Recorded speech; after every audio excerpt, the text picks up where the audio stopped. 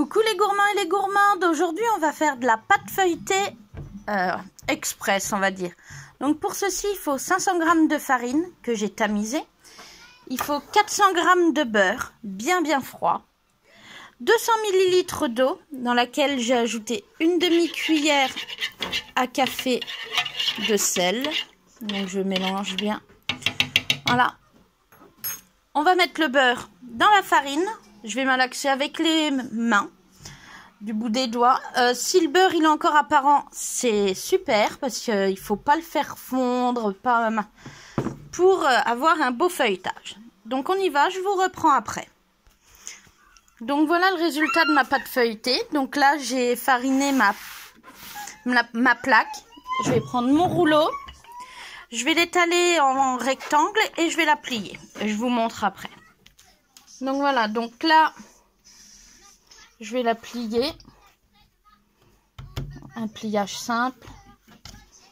Voilà. On va lui faire un quart de tour. Donc on fait quand même le rectangle le plus beau possible.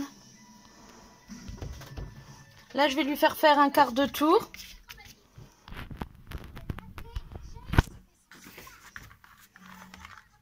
Voilà. Et on recommence à étaler.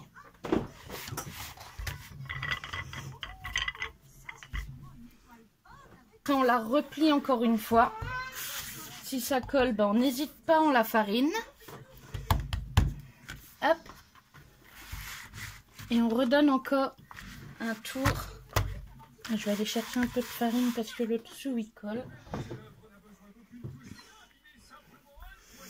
Voilà. Et là, on refait. On a obtenu ceci.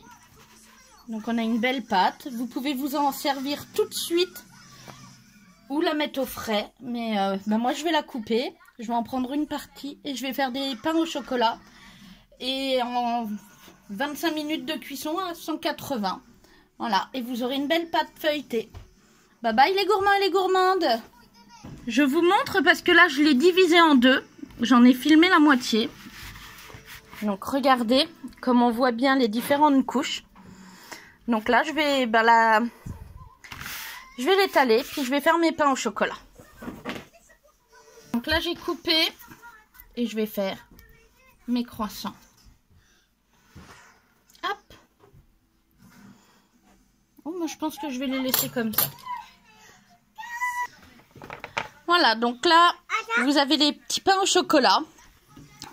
J'en ai fait 8. J'ai laissé le morceau de pâte en surplus pour voir l'évolution de la pâte, pour vous montrer, comme ça, vous pourrez vous en servir aussi pour faire des pâtes feuilletées pour les millefeuilles et compagnie.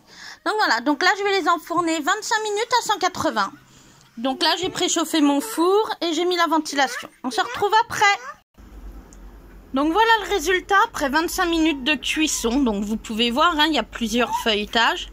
Donc après, si vous en voulez plus, plus vous allez faire de plis et de tours à votre pâte, plus vous aurez de feuilletage. Donc voilà, moi je les trouve mignons. Bon, moi je vous laisse et puis je vous souhaite une bonne dégustation. Bye bye les gourmands et les gourmandes.